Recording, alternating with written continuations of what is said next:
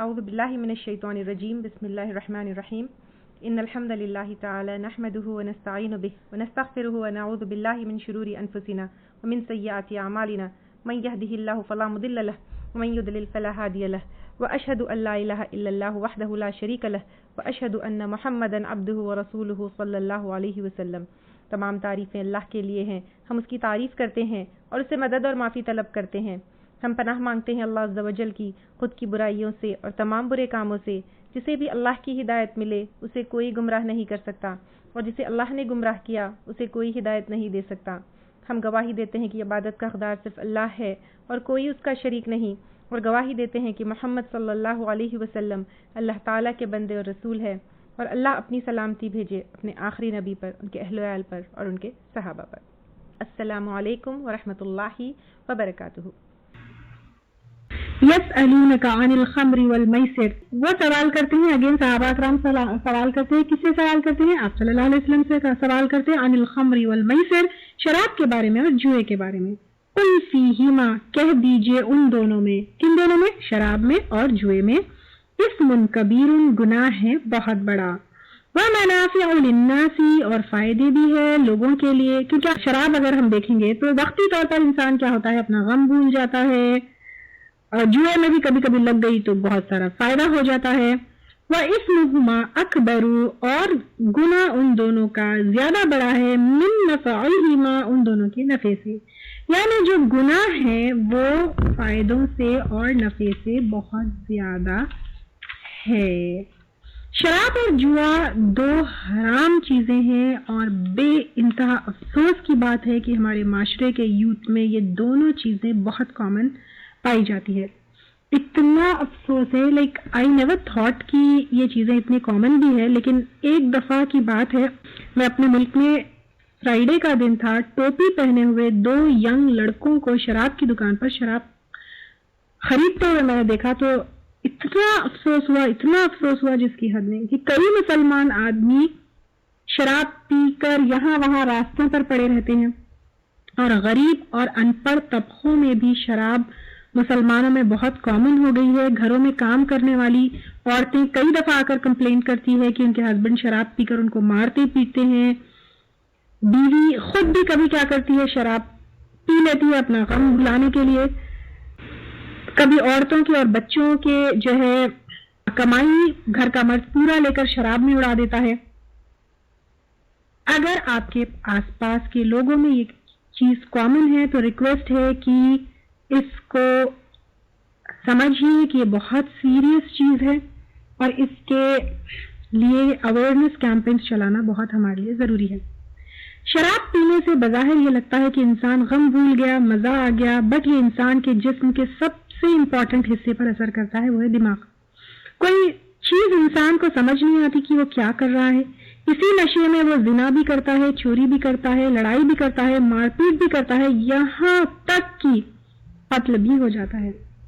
دین health پر اثر ہوتا ہے، لیور پر اثر ہوتا ہے، کئی عورتیں بیوہ ہو کر کام ڈھونڈتی ہیں یہاں وہاں، جب پوچھا جاتا ہے کہ تمہارے شوہر کو کیا ہوا تو وہ کہتی ہے کہ شراب بہت پیتے تھے، مر گیا۔ اللہ تعالیٰ کی کیا مصلحت ہے کہ اللہ تعالیٰ نے شراب اور جوئے کو حرام کیا ہے؟ ہمارے لیے اتنا کافی ہے رکنے کے لیے کہ اللہ تعالیٰ نے اس کو حرام رکھا ہے۔ جوئے سے انسان لک پر ڈپینڈ کرنے لگتا ہے بجائے محنت کے۔ آپ دیکھیے لوگ جو جوئے کی ہرس میں ہیں وہ مال بھی گوا دیتے ہیں، یہاں تک کہ یہ بھی فیمس ہے بیویوں کو جوئے میں ہارنے کے لیے۔ جوئے سے کھیلنے والوں میں دشمنی ہوتی ہے، جوئے میں ہارنے پر فرسٹریشن ہوتے ہیں، ایون سوسائڈ۔ آپ ماحول دیکھیے جہاں پر جوا کھیلا جاتا ہے، فل آف زنا، شراب، ڈرگ، اسموک، میوزک، کہاں کس طرف انسان جاتا ہے، اور جوا اور شراب ایڈکشن ہے۔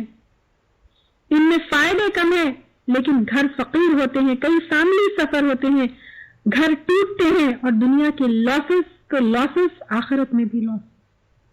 خمر کیا چیز ہے؟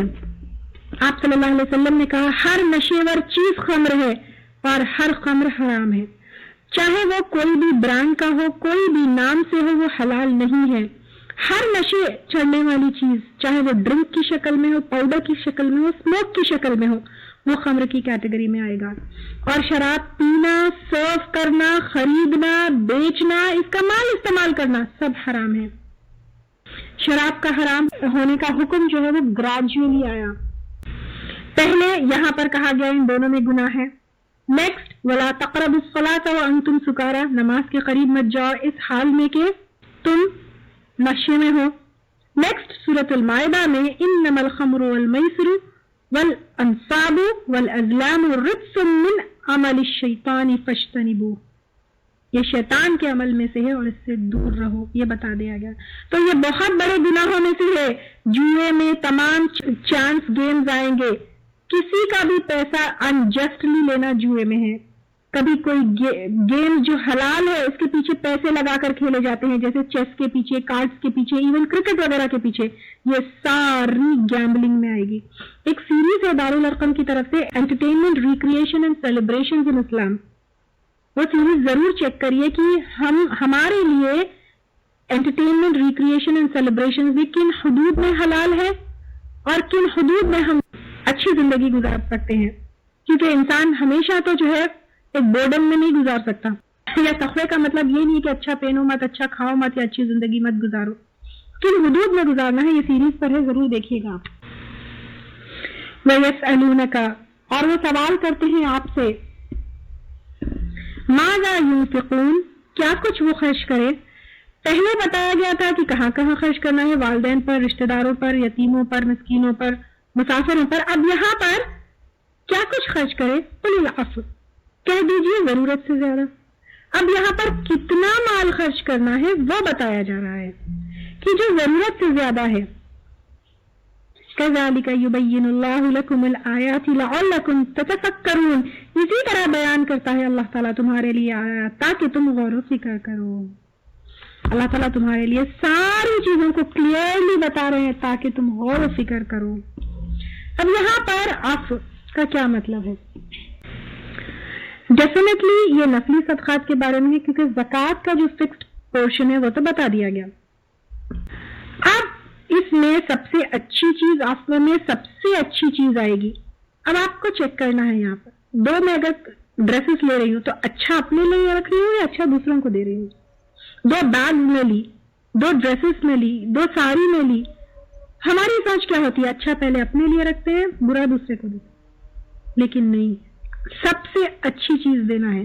دین جو بچ گیا اور دینے میں آسانی نہیں ہے، تکلیف نہیں ہے، جو بھی ایکسٹرا ہے with which we can help it with others، دین بغیر مانگے دینے کے معنی بھی آتے ہیں. ڈونٹ ویٹ کی مجبور پوچھے، مانگے. اللہ کی رحمت ہے کہ اللہ تعالیٰ نے ہمیں اتنا عطا کیا کہ ضرورت پورے ہونے کے بعد بھی چیز بچ گئی. اب کیا یہ جو ضرورت سے زیادہ ہے سب کچھ خرچ کر دینا ہے؟ نہیں، اس میں منیمم اینڈ میکسیمم لمٹس ہوتی ہے. منیمم آپ کو زکوٰۃ دینا ہے، اگر یہ بھی نہیں دیں گے تو اسلام کے دائرے سے باہر چلے جائیں گے. میکسیمم لمٹ ضرورت سے زیادہ جو ہے وہ دینا ہے. اب انسان کی اپنی مرضی ہے ان کے بیچ میں وہ کہاں کہاں تک دے. جنگ تبوک کے وقت عثمان رضی اللہ تعالیٰ عنہ اور عبد الرحمن بن عوف رضی اللہ تعالیٰ عنہ زیادہ سے زیادہ مال دے کر کنٹریبیوٹ کیے. اس وقت عمر رضی اللہ تعالیٰ عنہ اور زیادہ مالدار تھے، اپنے مال میں سے آدھا دے کر سوچے میں ابو بکر سے آگے بڑھ جاؤں گا. آپ صلی اللہ علیہ وسلم نے پوچھا عمر کیا کچھ لائے ہو؟ آدھا. تھوڑی دیر میں ابو بکر صدیق سامان لے کر آئے. آپ صلی اللہ علیہ وسلم نے پوچھا کیا کچھ لائے ہو؟ ابو بکر صدیق رضی اللہ تعالیٰ عنہ نے کہا گھر پر اللہ اور اس کے رسول کا نام ہی باقی ہے.